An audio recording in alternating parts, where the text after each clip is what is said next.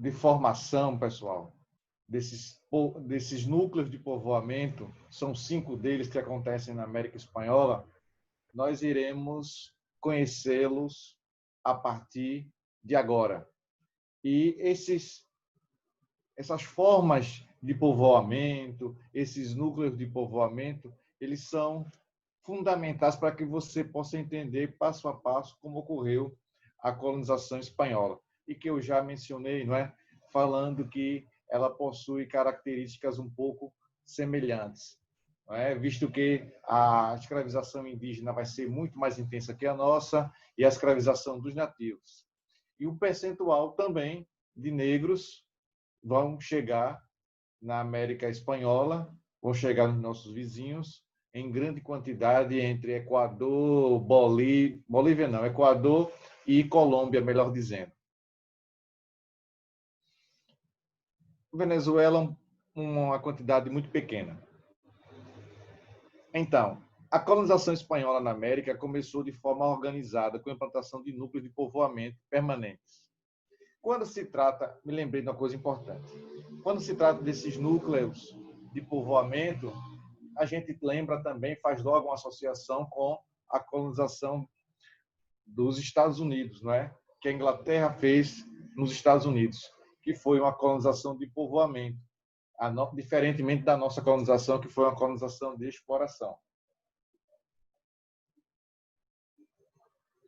Prosseguindo aí, temos que eram em número de 5 esses núcleos, e foram estabelecidos estrategicamente em várias regiões na parte da América pertencentes à Espanha, Segundo havia sido definido no Tratado de Tordesilhas, assinado entre Espanha e Portugal em 1494. Esses núcleos tinham por objetivo dominar e controlar a América, para que não corressem riscos de invasão de outros povos, bem como organizar a exploração das minas. Os núcleos foram: o primeiro núcleo existiu entre os anos de 1496 e 1508. Foi o primeiro povoamento organizado, para o qual os espanhóis eram trazidos para restabelecer sua vida e ajudar no processo de colonização. O ponto inicial foi a ilha espanhola, atual São Domingo, em 1497. Encontraram minas de prata e ouro que fossem suficientes para atender às necessidades da coroa espanhola. Segundo núcleo, núcleo 2. Buscando encontrar grandes minas de ouro e prata, os espanhóis se deslocaram para a parte central da América e, em 1509, dominaram o atual o atual território do Panamá. Depois, o equivalente hoje a Costa Rica e a Nicarágua. Em 1525 e 1546, chegaram à América do Sul. Foi justamente nesse local que entraram em contato com os incas e encontraram a mina de Potosí, uma das mais importantes e maiores da América. O terceiro núcleo. Observe que esse terceiro núcleo tem algo de diferente, de desenvolvimento. Percebam aí. Terceiro núcleo. Esse núcleo de povoamento tem a ver diretamente com as investidas do navegador espanhol Hernán Cortés, em 1517. Chegou ao México e entrou em contato com os astecas e seu imperador Moctezuma. Esse assentamento foi fundamental, pois a região era rica em metais, como a prata. Os astecas tiveram boa parte de seu povo destruído pela ação violenta dos espanhóis e devido às doenças transmitidas pelos homens brancos. Cortés também foi responsável pelo contato com outro povo pré-colombiano, os maias, mas isso na região da Guatemala, de Honduras e de El Salvador. Os maias tentaram resistir aos espanhóis, mas acabaram derrotados. Olha aí, ó. Os maias tentaram resistir aos espanhóis, mas acabaram derrotados. Aí você percebe aí a presença de Hernán Cortés como navegador, também a presença aqui do imperador Moctezuma, e os maias tentaram resistir aos espanhóis, mas acabaram derrotados. Boa parte de sua população foi morta e sua cultura praticamente foi destruída. No quarto núcleo de povoamento, você percebe que esse tipo de situação não aconteceu no Brasil, né? Esses povoamentos, esses estágios diferentes de povoamento, de desenvolvimento, em que a colônia vai permitir, desculpe, a colônia não, a metrópole vai permitir que a colônia possua uma certa autonomia, uma forma que eles possam viver de acordo com as suas possibilidades.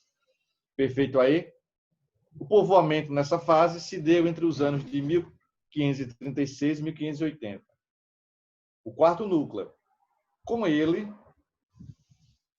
os espanhóis consolidaram a dominação sobre o Peru e estenderam o seu domínio sobre os Andes, chegando ao Equador, a Bolívia e o Chile. O quinto núcleo, o último núcleo de povoamento, foi organizado na bacia do Rio da Prata, na atual Buenos Aires. Sua organização foi diferente dos outros. Nessa região não encontraram ouro e prata. A bacia do Rio da Prata foi utilizada como entreposto comercial e de abastecimento de produtos de subsistência. Aí a pergunta vem quase que inevitavelmente. O que significa subsistência? É quando você produz para o seu próprio consumo, para a sua própria existência. Você não está visando o mercado, seja ele qual for, em grande quantidade. Você quer produzir para a sua sobrevivência. Sobrando, aí sim, você passa a fazer com que aquele produto possa ser vendido para as pessoas que trabalhavam nas minas. Esse núcleo foi fundado em 1536. Os núcleos de povoamento, observa aí que tem essa imagem, a fundação da cidade de Buenos Aires, que hoje pertence à Argentina, e foi na figura à primeira vista conhecida de Buenos Aires, retirada do Atlas de Johannes Ringimbos, em 1645. Os núcleos de povoamento seguiram a ordem administrativa estabelecida pela coroa espanhola.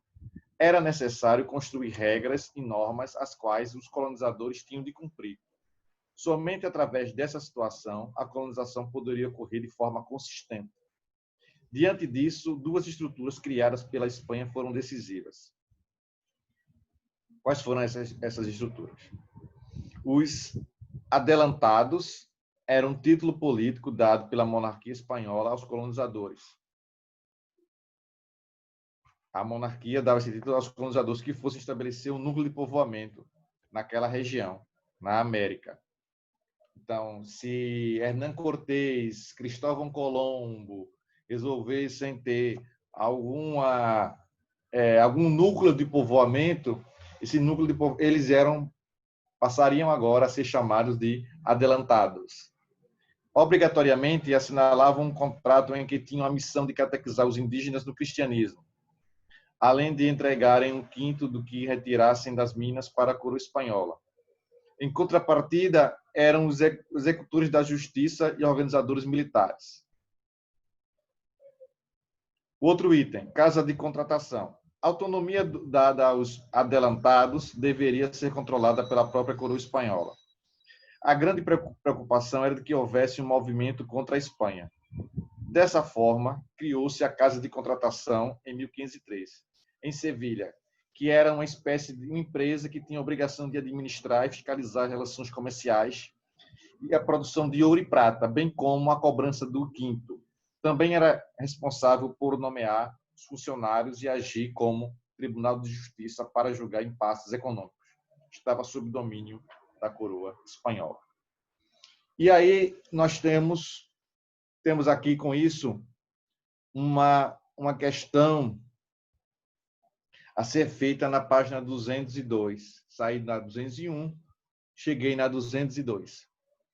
Diz assim: quando, em 1556, os soberanos da Espanha proibiram o uso das palavras conquista e conquistadores em relação à América, elas desapareceram dos atos oficiais, mas ficaram nos fatos. Ruggiero Romano, Revoluções, São Paulo, 1974, página 16, volume volume 2.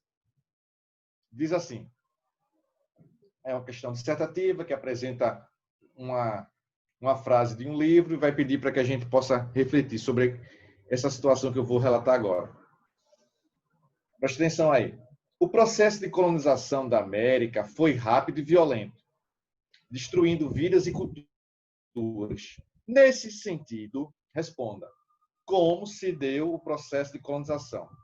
Lá vai a resposta aí, preste atenção no serviço. A colonização espanhola na América Latina se deu de forma violenta e intensa. Ponto. A cultura ameríndia foi destruída. Ponto. Os espanhóis estabeleceram a implantação de núcleos de povoamento em número de 5, seguindo o definido no Tratado de Tordesilhas, elaborado em 1494. Ponto. Letra B. O que foram os núcleos de povoamento? Cite quais foram. Os núcleos de povoamento. A resposta. Os núcleos de povoamento foram um modelo que os espanhóis usaram para colonizar a América Latina, vírgula, garantindo o controle e impossibilitando a invasão de outros povos. Ponto. O primeiro núcleo, a resposta aí, viu? Continuando. Ponto. O primeiro núcleo foi estabelecido em 1496 e 1508, na ilha de Hispaniola, em Porto Rico, na Jamaica e em Cuba. O segundo núcleo de povoamento começou em 1509, no Panamá, na Costa Rica e na Nicarágua, a partir de 1525. Chegou até a América do Sul. O terceiro núcleo de povoamento se deu a partir de 1517 e teve relação direta com as investidas de Hernán Cortés, no México, vírgula, na Guatemala, em Honduras e em El Salvador. O quarto núcleo, ponto e vírgula, o quarto núcleo de povoamento se deu em 1536 e 1580 e foi estabelecido no Peru, no Equador, na Bolívia, no Chile, ponto e vírgula. E o quinto núcleo de povoamento se estabeleceu em 1536 na região da Bacia do Prata, na atual Buenos Aires. E vamos avançar para a página 203, que fala da administração colonial. Como era essa administração? Observe uma diferença, um aspecto importante. Que no Brasil a gente não vê esse tipo de coisa, administração colonial. Nós vemos sim, observamos sim, a administração portuguesa em solo brasileiro. Não é isso? Porque tínhamos uma colonização de exploração, e essa aqui é de povoamento. A administração colonial e os vice-reinados e as capitanias gerais. Vamos entender. Por quê? É bom entender isso aqui. Porque, apesar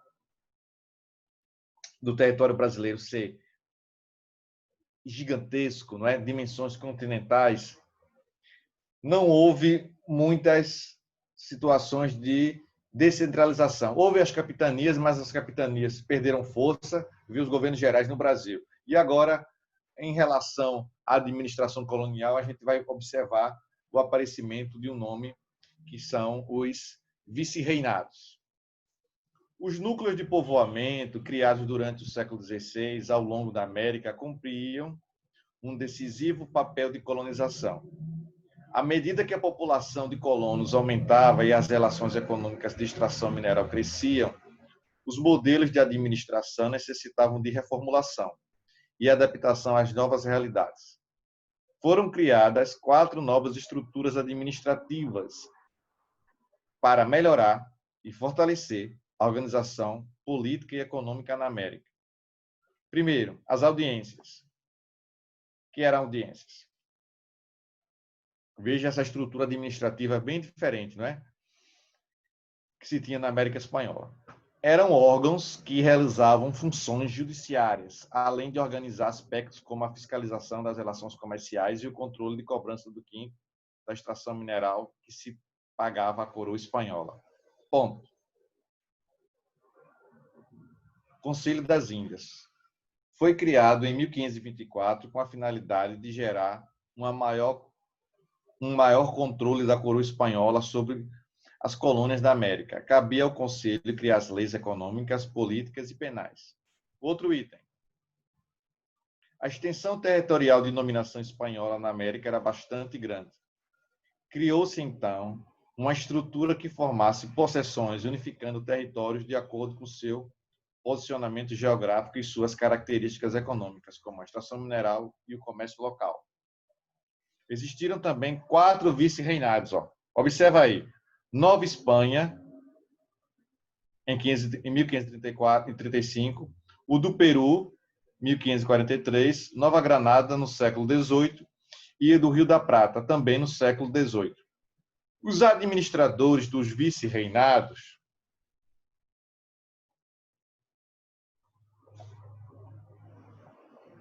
eram os vice-reis, que eram nobres, indicados pela coroa espanhola. Controlava a exploração das minas e a catequização dos índios. Em outras palavras, representava as ideias e ações da coroa. Então, esses vice-reinados tinham como função serem representantes da coroa aqui na América. E como o território era grande, era gigantesco, criou-se esses 4 vice-reinados que estamos vivenciando aqui agora.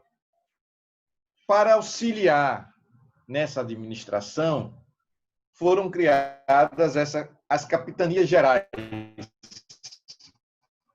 Cuidado para não confundir, evidentemente, com as capitanias hereditárias implantadas aqui no Brasil, no período colonial.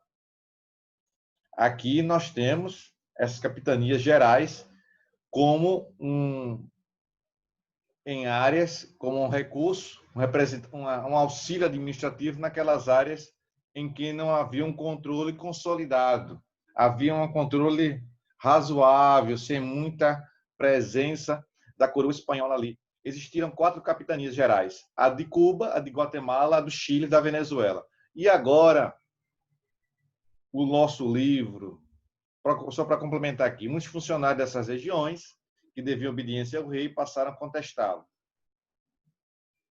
Então, esses funcionários eram contestados, passaram a ser contestados. E aqui nós temos, de forma geográfica, através do mapa, aonde, em que região estavam estabelecidas esses vice-reinados e essas capitanias gerais. Observem aí, não é? Rio da Prata, Argentina, Paraguai, Uruguai, Capitania Geral do Chile, o território do Chile, não é? Bem espremidinho aí, conseguindo se tornar, se marcar essa posição aqui, na região oeste da América. O vice-reinado do Peru, vice-reinado de Nova Granada, que depois seria chamado de Colômbia, e a Capitania Geral da Venezuela. E a Capitania Geral de Cuba, a Capitania Geral de Guatemala, e por aí vai. O mapa político que mostra a organização administrativa já facilita muito o nosso entendimento. E foram justamente essas divergências entre altos funcionários indicados pela coroa e o rei que levaram a vários conflitos. Então, tinha os indicados da América Espanhola e tinha os indicados da coroa espanhola. Indicados dos nativos espanhóis e da coroa espanhola. A autonomia conquistada por algumas colônias gerou, inclusive, um processo de corrupção que ameaçava bastante a Espanha. Aos poucos, a sociedade apresentou a formação de 2 classes sociais. Os crioulos, filhos de espanhóis nascidos na América e que podiam fazer parte dos cabildos, uma espécie de câmara municipal que tratava dos problemas locais, e os chapetones, que eram espanhóis que exerciam cargos ligados diretamente à coroa espanhola, sendo de total confiança dos reis. E na página 204 tem essa situação das capitanias gerais. Na 205, nós já encontramos aqui as classes sociais, não é? A pirâmide social, que vocês já estão acostumados a trabalhar, a identificar as classes sociais através dessa pirâmide. No topo da pirâmide, nós temos aí, na página 205, os chapetones espanhóis, altos cargos e privilegiados. Em seguida, logo abaixo, nós temos os crioulos, descendentes de espanhóis nascidos na América, elite colonial gerando grandes proprietários e comerciantes, integrantes dos cabildos. Depois temos os mestiços, artesãos, pequenos comerciantes, assalariados, aí nesse item que está na cor amarela ou amarilha, como você quer chamar em espanhol, e indígenas e negros discriminados e explorados formavam a principal mão de obra, principalmente nos latifúndios e nas minas. Né? Latifúndios está fazendo referência aí às grandes propriedades de terras. E perceba o percentual da pirâmide, né? A base da pirâmide, como ela é larga, ou seja, a grande quantidade de indígenas e negros escravos que haviam chegado na América Espanhola. Pois bem, pessoal, na próxima aula iremos prosseguir com as relações econômicas na América Espanhola. Essas questões econômicas nós vamos avançar prosseguindo esse conteúdo. Beleza? Espero que vocês tenham entendido. Forte abraço a todos. Qualquer coisa, mande mensagens pelo aplicativo, que eu estou aqui à sua disposição para lhe ajudar. Muito obrigado. Tchau para vocês. Tchau e até a próxima. Tchau, pessoal.